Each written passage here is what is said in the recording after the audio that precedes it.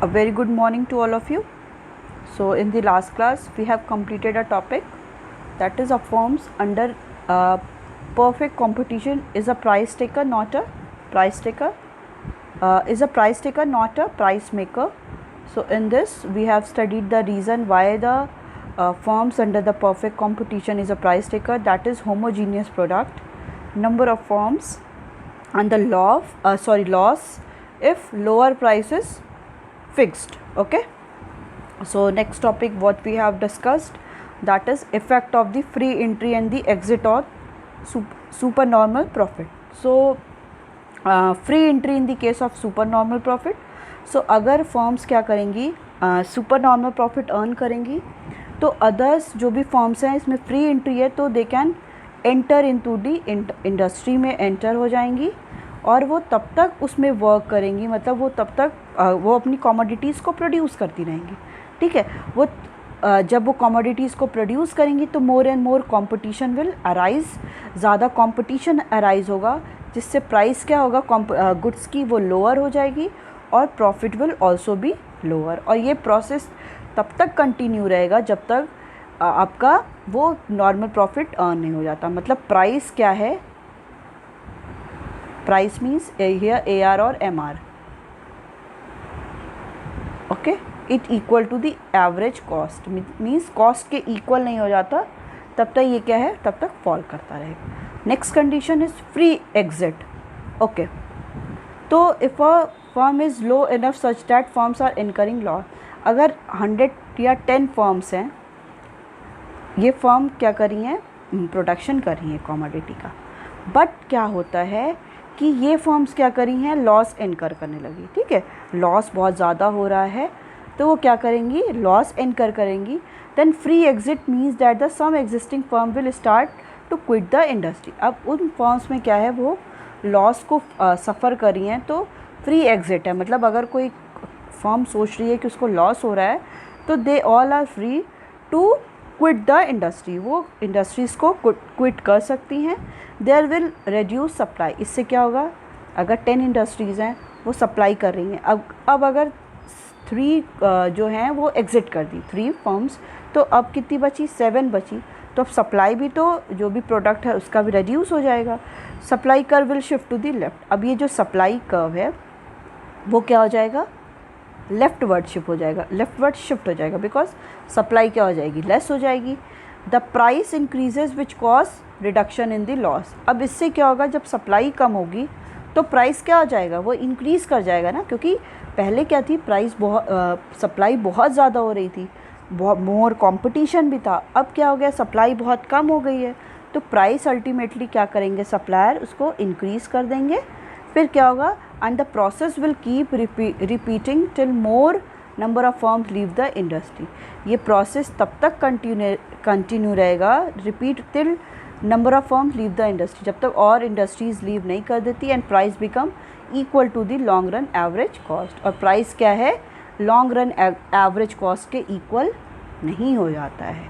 ठीक है, तब तक ये प्रोसेस क्या रहेगा, कंटिन्यू रहेगा. ओके, द अल्टीमेट एम क्या है कि जो AR है और MR है, मींस एवरेज और मार्जिनल रेवेन्यू, इसको किसके इक्वल करना है, एवरेज कॉस्ट के.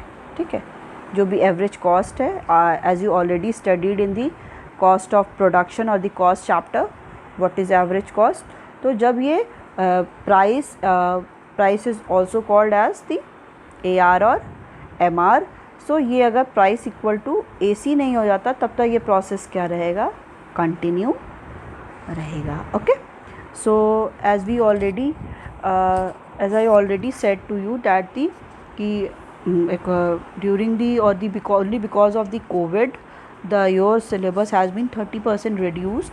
So you don't need to study the monopoly and the monopolistic competition. So in this chapter, main market form, you have to study only 2 market form, that is perfect competition and the oligopoly. Okay, so you no need to study the monopoly market as well as monopolistic market. So till here we have completed the topic, that is perfect competition. So in today's class we are moving to the next topic, or the next market, that is oligopoly. Okay, so let's start. Yes, the word oligopoly owes its origin to the two Greek words oligos, which means few, and the pollen, which means to sell. So oligopoly is a that form of market where there are few sellers and the price output policy of one seller does affect the price and output policy of the other sellers. So in oligopoly, sellers produce homogeneous goods or the close substitutes, but not perfect substitute of one another. Okay, so the term oligopoly origin कहाँ से हुआ है? Two Greek word से origin हुआ है. Oligos जिसका मतलब होता है वेरी फ्यू, मतलब फ्यू, और पोलन मीन्स सेल. मतलब simply oligopoly it's that market where there is few sellers. अभी हम लोग ने किस में परफेक्ट कंपटीशन में पढ़ा था कि लार्ज सेलर्स होते हैं, large number of buyers as well as large number of sellers. But oligopoly में क्या होता है? There are very few sellers in the market. Market में क्या होता है? बहुत कम सेलर्स होते हैं. And the price output policy of one seller does affect the price and output policy of other seller.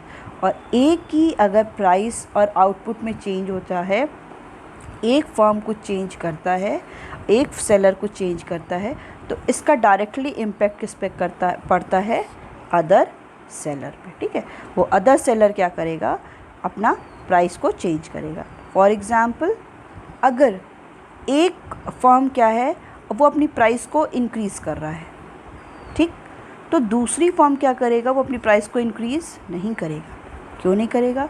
For example, अगर टू फर्म्स हैं और टू सेलर्स हैं, अगर एक ये प्राइस इंक्रीज़ किया एक फर्म और दूसरा प्राइस इंक्रीज़ नहीं किया, तो अब जो कस्टमर हैं एज अ कंज्यूमर, वो क्या करेंगे? दूसरी वाली फर्म पे जाएंगे, क्योंकि वहाँ पे उसकी प्राइस क्या है? कम है.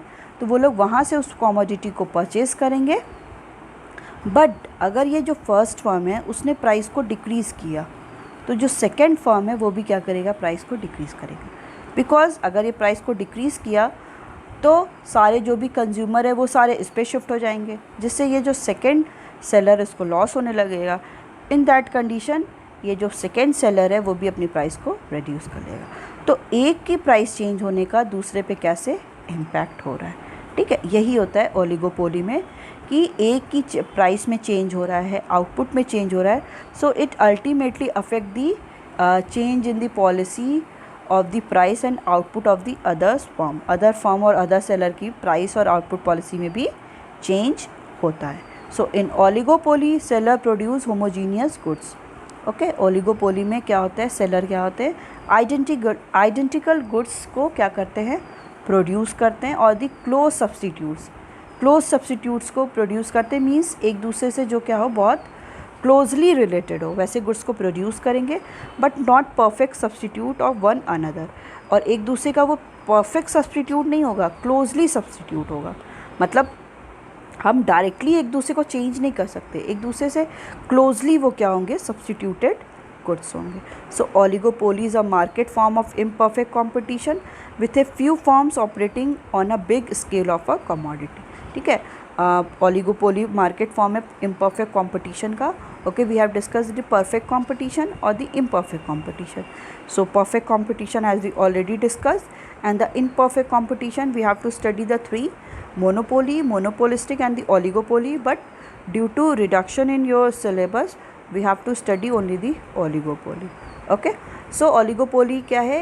imperfect competition का एक market है with a few firms, बहुत few sellers और few firms होती हैं operating on a big scale. ठीक है, large scale पे वो काम करती हैं and producing a substantial part of the total output of the industry. ठीक, जो टोटल आउटपुट है इंडस्ट्री का उसके कुछ सब्सटेंशियल पार्ट को ही वो क्या करती हैं? प्रोड्यूस करती हैं.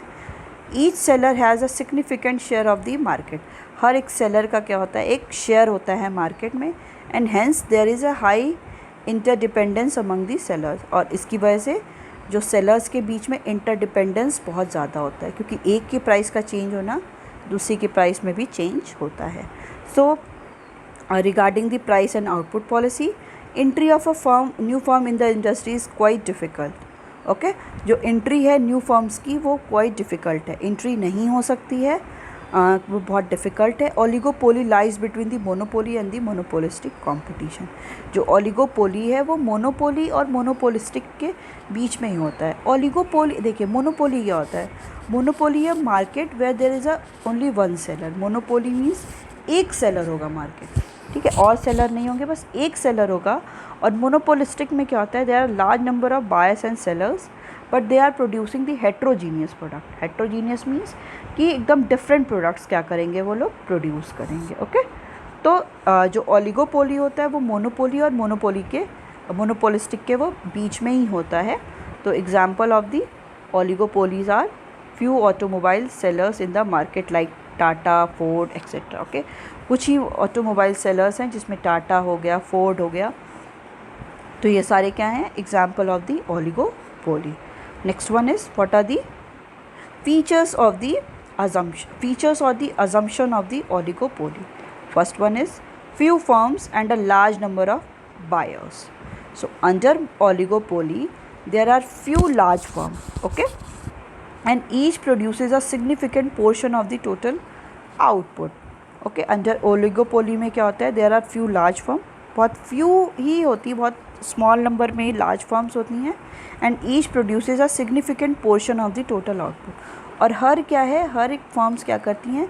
कुछ टोटल आउटपुट का, टोटल आउटपुट नहीं वो प्रोड्यूस करती हैं, टोटल आउटपुट का कुछ पोर्शन ही वो क्या करती हैं? प्रोड्यूस करती हैं। For example the market for automobiles, cement, steel in India is oligopoly. ठीक है, मार्केट किसका है? ऑटोमोबाइल्स का है। वो कुछ पोर्शन क्या करती है? जैसे कुछ पोर्शन ये प्रोड्यूस करी, कुछ पोर्शन कोई और कंपनी प्रोड्यूस करी। सीमेंट हो गया, स्टील हो गया, these all are the some example of the oligopoly. The number of firms is so small that an action by one firm affect the rival mean competitor firm, as each firm having a large market share will have some influence on the price and output level of the other firm. ठीक है, जो number of firms हैं वो क्या है? बहुत small है। ठीक है, फ्यू सेलर्स होते हैं, तो एक की प्राइस का चेंज होना, मतलब एक अपने आउटपुट और प्राइस में अगर चेंज करती है वो डायरेक्टली किसी भी राइवल फर्म को, मतलब जो उसकी कॉम्पिटिटर फर्म है उसको वो डायरेक्टली अफेक्ट करता है। मींस एक का प्राइस चेंज होना दूसरे को प्राइस चेंज होने पे वो डायरेक्टली अफेक्ट करेगा और इन्फ्लुएंस करेगा। Therefore every firm observe the policies of the rival firm. तो इसलिए एवरी फर्म क्या करती हैं? अपने जो राइवल है, जो उनका कॉम्पिटिटर है, उसके हर पॉलिसीज़ को बहुत ऑब्जर्व करती हैं कि उन्हें अपने से ज़्यादा उनको दूसरे से मतलब है कि वो अभी इस टाइम में कैसी प्राइस करेगा। जैसे होता नहीं है डिफरेंट, अगर जो कार्स आती हैं ऑटोमोबाइल्स, उनमें क्या होता है? कितना कंपटीशन होता है। अगर एक कुछ सारी फैसिलिटी देगा तो दूसरा क्या करेगा? उससे कुछ अलग फैसिलिटी देगा। एक प्राइस कम करता है तो दूसरा भी प्राइस कम कर देता है। एक प्राइस इंक्रीज़ करेगा तो दूसरा इंक्रीज़ नहीं करेगा, क्योंकि उसके कस्टमर्स तो फिर लेस हो जाएंगे ना। तो बट अगर एक प्राइस डिक्रीज़ किया तो अदर्स भी क्या करेंगे? प्राइस को डिक्रीज़ कर देंगे। So there are large number of buyers demanding the product. और जो बायर्स होते हैं वो लार्ज नंबर में होते हैं। सेलर्स फ्यू होंगे बट जो बायर्स होंगे वो, जैसे ऑटोमोबाइल्स हैं, जो भी कार्स हैं, उनकी क्या डिमांड क्या कम है? बहुत सारे ऐसे हैं बायर जो परचेज़ करना चाहते हैं, बट जो सेलर्स है they are very few. Okay, next one is interdependence. So firms under oligopoly are mutually dependent. Okay, जो फर्म्स होती हैं ओलिगोपोली में they are mutually dependent, means एक दूसरे के ऊपर वो क्या होती है? डिपेंडेंट होती हैं। Because a few large firms dominate the market. कुछ ऐसी जो लार्ज फर्म्स है वो क्या करती है? मार्केट में डोमिनेट करती है, मीन्स एक दूसरे को बहुत ज़्यादा इन्फ्लुएंस करती हैं। They are interdependent on the each other. So interdependent states that action of the one firm depend upon the action of the other firm. इसमें यही होता है कि एक फर्म का एक्शन, कुछ वो कैसे एक्ट कर रहा है, वो टोटली डिपेंड करता है action of the other firm के एक्शन पे। So a firm consider the policies of the rival firm while determining its price and output level. Firm क्या करती हैं? Consider the policy of the rival firm. जो एक firm है वो क्या करती है? Other rival firm, competitor firm के जितनी भी पॉलिसीज़ होती है उस पर बहुत वो ज़्यादा ऑब्जर्व करती है, कंसीडर करती है while determining the price and output level. अगर उसको अपना प्राइस और आउटपुट में कुछ चेंज करना है, इन दैट कंडीशन वो क्या करती हैं कि राइवल फर्म के बहुत ज़्यादा उसको ऑब्जर्व करती हैं कि वो कैसे अपने आउटपुट को ले रहा है. So it always consider the probable reaction it might get any others action. Okay, ये क्या है, एक प्रोबेबिलिटी रिएक्शन हो रहा है, मतलब एक हम लोग होता है एक्शन एंड रिएक्शन, कि किसी के एक्शन पे वो कैसे सामने वाला रिएक्ट कर रहा है. तो ये टोटली वही है कि किसी का कैसा रिएक्शन हो रहा है कोई फर्म का, जब कोई एक फर्म एक्शन ले रही है and accordingly take decision about its price and output policy. ठीक है, उसी के अकॉर्डिंग क्या करते हैं, डिसीजन लेते हैं प्राइस एंड आउटपुट का. Okay, so for example a change by any firm, से फोर्ड कार है ना, ब्रांड है, in any of its vehicles, say Ford Figo, will induce other firms, say Maruti and Hyundai, to make change in their output. Thus, a change in the output or the price by one firm affect the other firm operating in the market. इसका simple सा meaning यही है कि अगर कुछ भी Ford ने क्या किया, चेंज किया. ठीक है, उसकी जो भी एक कार है, कोई भी कार ले लो, एस्पायर है या कोई भी कार है, उसमें उसने कुछ भी चेंज किया प्राइस एंड उसके आउटपुट में, तो डायरेक्टली क्या है, ये मारुति और हुंडे भी क्या करेंगे, चेंज करेंगे.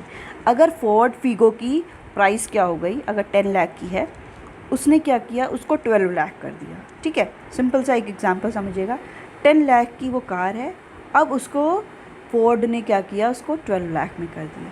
तो ये जो मारुति हैं, हुंडे हैं, वो लोग क्या करेंगे, हुंडई और हुंडे, तो वो क्या करेंगे, इसको फॉलो नहीं करेंगे, बिकॉज 12 लाख ये इसने +2 लाख उसको क्या कर दिया, ज़्यादा एक्सपेंसिव कर दिया. तो कोई अदर जो भी है मारुति, वो उसको फॉलो नहीं करेंगी, क्योंकि अभी क्या है, अब जो फोर्ड जो एज अ कस्टमर हम लोग लेने जाने वाले थे फोर्ड फीगो, बट अब देख रहे हैं कि अरे नहीं, तो ये तो बहुत महंगी हो गई, 12 लाख की हो गई. तो अब हम लोग किस पे शिफ्ट हो जाएंगे, कोई मारुति की कार ले लेंगे, कोई हुंडई की कार ले लेंगे कि अरे इसको छोड़ो. बट अगर यही प्राइस फोर्ड ने 10 लाख से 8 लाख कर दिया, 8 लाख कर दिया, तो तुरंत ही मारुति और हुंडई क्या करेगी, अपनी कोई भी प्राइस है कार की, वो उसको भी रिड्यूस कर लेगी, मीन्स 7 लाख कर देगी. इससे क्या होगा, या इससे 6 लाख कर देगी, इससे भी कम कर देगी. इससे क्या होगा, या 7 लाख, जो भी 6 और 7, वो इससे क्या होगा कि कस्टमर्स क्या होंगे, वो उनके पास ये ऑप्शन आ जाएगा, अरे नहीं, अच्छा हुंडे उसकी तो कार अरे 8 लाख की मिल रही है, इससे अच्छा हम क्या करते हैं कि मारुति की ओर शिफ्ट हो जाते हैं, क्योंकि वो तो 6 लाख में मिल रही है और सारी क्वालिटी और फीचर्स भी उसी के जैसे हैं. तो यही क्या होता है, एक के फॉर्म, एक का आउटपुट और एक की प्राइस का पूरा इंटरडिपेंडेंस किस पे है, अदर पे है, कि उसने कुछ चेंज किया तो वो क्या करेगी, दूसरा भी चेंज करेगी. Okay, next one is non price competition. Firms try to avoid price competition, otherwise there will be price war. Firms क्या करती हैं, जो प्राइस का कंपटीशन है उसको वो अवॉइड करती है, बिकॉज इस अगर नहीं करेंगी तो प्राइस वॉर हो जाएगा, लड़ाई हो जाएगी उनके बीच में. They use other methods like advertising, customer care, free gifts, better sale services. वो प्राइस में चेंज करने से ज़्यादा क्या करती हैं, अदर एक्टिविटीज़ और अदर मेथड्स को यूज़ करती हैं, लाइक एडवर्टाइजिंग करेंगी, एडवर्टीज़मेंट करेंगी, कस्टमर केयर की फैसिलिटी प्रोवाइड करेंगी, या वो उनके जितने भी प्रोडक्ट हैं उसके साथ कुछ फ्री गिफ्ट हैम्पर देंगी, या बेटर सेल्स सर्विस देंगी, इंश्योरेंस की सर्विस प्रोवाइड करेंगी, या उसके मेंटेनेंस की सर्विस प्रोवाइड करेंगी. तो ये सारी सर्विस क्या करती हैं, प्रोवाइड करती हैं to stay in the market में स्टे करने के लिए. Under oligopoly firms are in position to influence the prices. Oligopoly में फर्म पोजीशन में होती हैं कि वो प्राइस को इन्फ्लुएंस करे. So they follow the price of the price rigidity, policy of the price rigidity. Means इसमें क्या होता है, प्राइस क्या फ्लेक्सिबल न होकर बहुत रिजिड होती है, मतलब they are not easily changeable. So price rigidity simply a situation in which price tend to stay fixed irrespective of the market condition. Market condition के अकॉर्डिंग जो प्राइस होती है वो क्या होती है, बहुत फिक्स्ड होती है. Firms generally keep price of their product within closer range of its rival product to avoid price war. ठीक है, फर्म्स क्या करती हैं, जो भी अपने प्रोडक्ट की प्राइस है वो राइवल के प्रोडक्ट के, कॉम्पिटिटर के प्रोडक्ट से बहुत क्लोजली रखती है. मतलब अगर कोई 7,50,000 का है तो वो क्या करेंगी, 7,50,000 30 का देंगी या 7,40,000 का देंगी, जिससे क्या होगा, प्राइस वॉर नहीं होगा। क्योंकि ऐसे क्या होगा, वॉर हो जाएगा उन लोग के बीच में कि अरे आपने इतना प्राइस किया, इतना प्राइस किया। तो वो क्या करेंगी, या तो डिफरेंट मेथड्स के थ्रू वो कस्टमर को अट्रैक्ट कर सकती हैं, एज वेल एज़ वो अपने जो भी प्राइस है उसको क्लोजली रिलेट कर सकती है और क्लोजली उसके रेंज में, राइवल प्रोडक्ट के क्लोजली रेंज में रख सकती हैं। Okay, next one is barriers to entry of the firms. So the cause behind existence of the new firms under oligopoly, the barriers which restricts entry of the new firm into the industry. ठीक है, इसमें क्या है कि कोई भी new firm entry नहीं कर सकती है। अब इसमें बैरियर है, the barrier are the patent. पहला क्या है, पेटेंट, कि the patent holder may give license to only a few firms, कि पेटेंट जो होल्डर है, जो पेटेंट करते हैं, किसी को एक को आप प्रोवाइड करते हैं, तो पेटेंट होल्डर बस लाइसेंस भी ओनली फ्यू फर्म्स को ही देंगे, सबको लाइसेंस नहीं देंगे कि वो ओपन कर सके। Requirement of the huge capital, since huge investment is required. इसमें क्या है, अब कोई भी आप ऑटोमोबाइल कर रहे हो, कोई इंडस्ट्री ओपन कर रहे हो, तो उसमें क्या इन्वेस्टमेंट तो बहुत ज़्यादा होगा। So it may not be very easy to arrange funds for a new firms. ठीक है, इसलिए ये बहुत ईजी नहीं है कि कोई न्यू फर्म के लिए इतना ईजिली फंड्स को अरेंज कर ले on the basis of their credit worthiness. उनके जो भी क्रेडिट वर्दीनेस है, देयर गुडविल के अकॉर्डिंग वो क्या है, इतना ईजिली फंड्स को ईजिली वो क्या अरेंज नहीं कर सकती हैं। Control over resources, so ability and availability of the strategic raw material and other inputs may be restricted to the few firms। की कुछ भी ability और availability of the strategic raw material and other inputs may be restricted to the few firm। कुछ firms के लिए क्या है, ये जो भी रॉ मटेरियल हैं, कैसे उनकी अवेलेबिलिटी है, they are capable to use it, तो इनके साथ क्या है, कुछ रिस्ट्रिक्शंस भी होती है। So only those who are able to overcome these barrier, ये जो सारी बैरियर है, patent, requirement of huge capital और कंट्रोल ओवर द रिसोर्सेज, अगर कुछ ऐसे फर्म्स हैं जो इन सारे प्रॉब्लम से ओवरकम कर सकती हैं, तो वही क्या करेंगी, फर्म एंट्री लेंगी। As a result firm can earn super normal profit in the long run. Okay, in perfect competition firm क्या करती हैं, नॉर्मल प्रॉफिट अर्न करती हैं, बट इसमें फर्म्स क्या हैं, सुपर नॉर्मल प्रॉफिट अर्न करती हैं, मतलब बहुत ज़्यादा प्रॉफिट अर्न करती हैं। बिकॉज सेलर्स क्या है, यहाँ पे फ्यू हैं, कम सेलर्स होंगे तो लोगों कस्टमर के पास ऑप्शन नहीं होगा, कस्टमर के पास जितने सेलर्स हैं उन्हीं के थ्रू वो प्रोडक्ट को परचेस करेंगे, इसलिए यहाँ पे प्रॉफिट क्या होता है, super normal profit. Next one is selling cost due to cut throat competition. Cut throat competition means यहाँ पे प्राइस वॉर है, मीन्स कम सेलर हैं तो इतना ज़्यादा है। कट थ्रोट मीन्स जैसे किसी का गला, थ्रोट कंपटीशन मतलब किसी का गला काट के ऐसा वाला कंपटीशन, कि अगर किसी को मारना भी हो तो भी ऐसा वाला कंपटीशन है। And interdependence among the firms, और फर्म्स क्या एक दूसरे के ऊपर इंटरडिपेंडेंट है। So various sales promotion requires are use, techniques are use. तो बहुत सारी ऐसे सेल्स प्रमोशन टेक्निक्स क्या होती हैं, वो यूज्ड होती हैं। मतलब कैसे हम एडवर्टीज़मेंट करें, सेल प्रमोशन करें, एडवर्टीज़मेंट और बैनर्स के through as well as publicity करें, तो इसमें बहुत ज़्यादा होता है। Firms in oligopoly spend in on persuasive advertisement, बहुत ज़्यादा फर्म्स क्या करती हैं, एडवर्टीज़मेंट पे इन्वेस्ट करती हैं। And other proportional schemes, other schemes भी जैसे फ्री गिफ्ट हैम्पर, इंश्योरेंस की, सर्विसिंग की, ये सारी फैसिलिटी प्रोवाइड करती हैं in order to increase the volume of sales. अपने सेल्स के वॉल्यूम को इंक्रीज़ करने के लिए they have done different kind of sales promotion. Okay, next one is nature of the product. So the firms under oligopoly may produce homogeneous product on the or the differentiated product.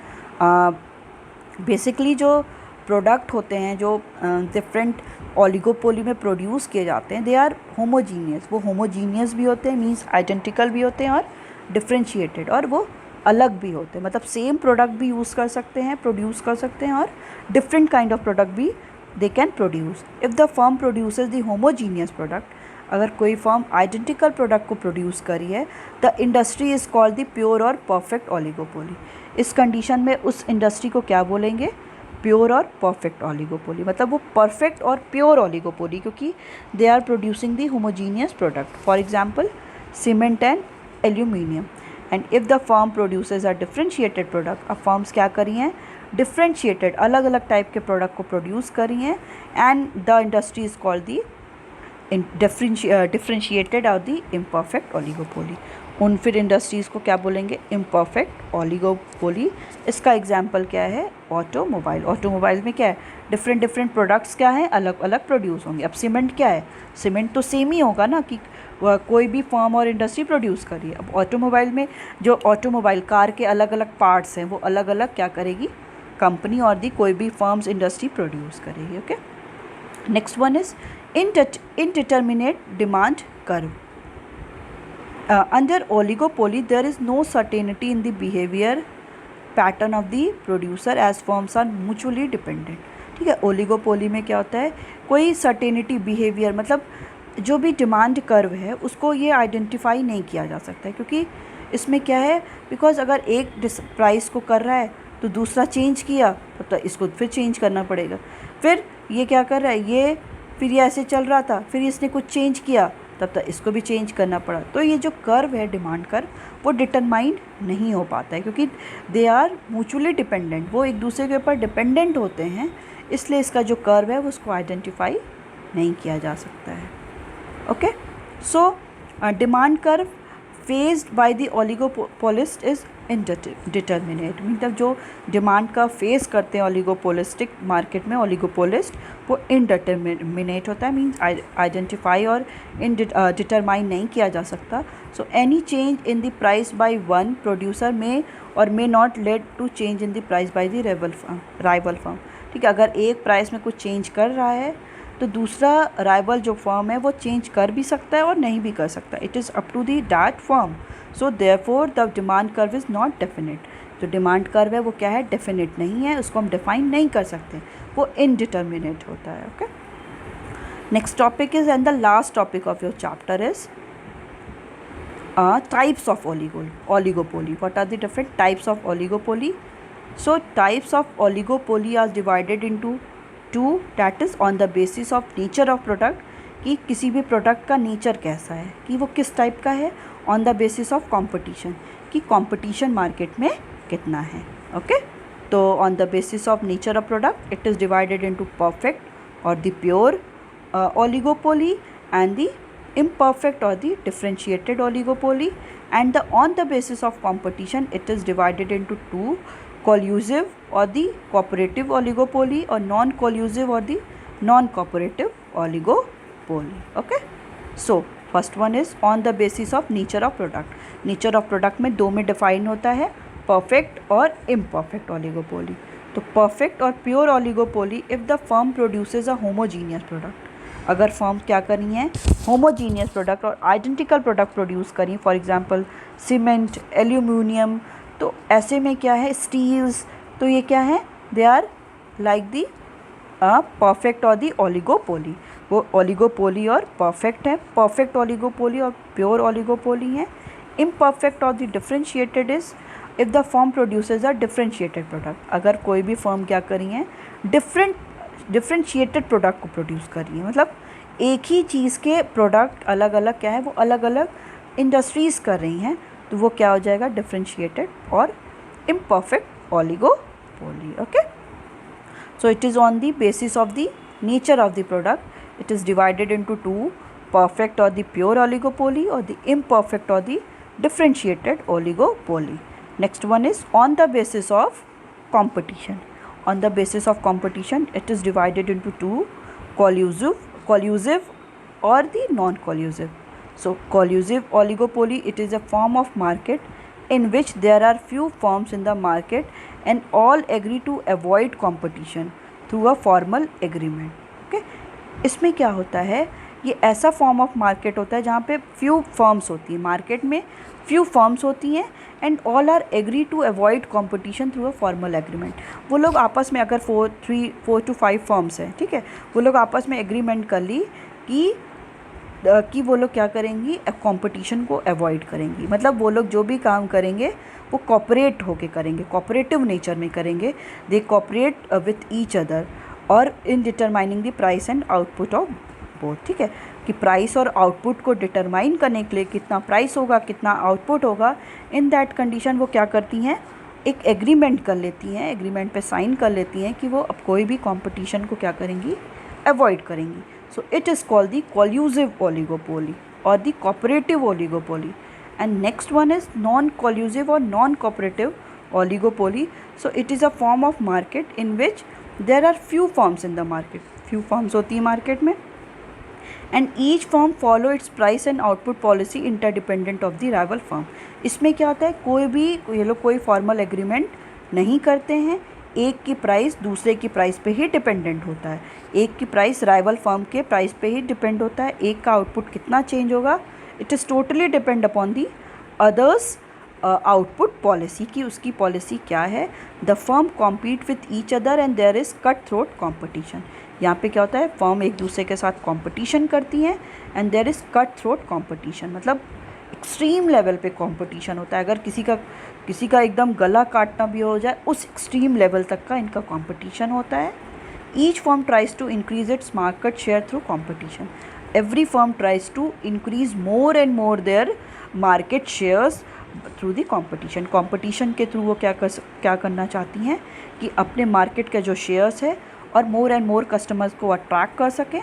इसके लिए every firm क्या करती हैं, बहुत try करती हैं. Okay, so it's all about your chapter 10, that is forms of market, and in this we have discussed the two types of forms of market, that is perfect competition or the oligopoly. Due to COVID, your syllabus is reduced, so we will not discuss the two topic, that is monopoly and the monopoly. So it's all about your today's class. We will continue further in the next class. Okay, thank you.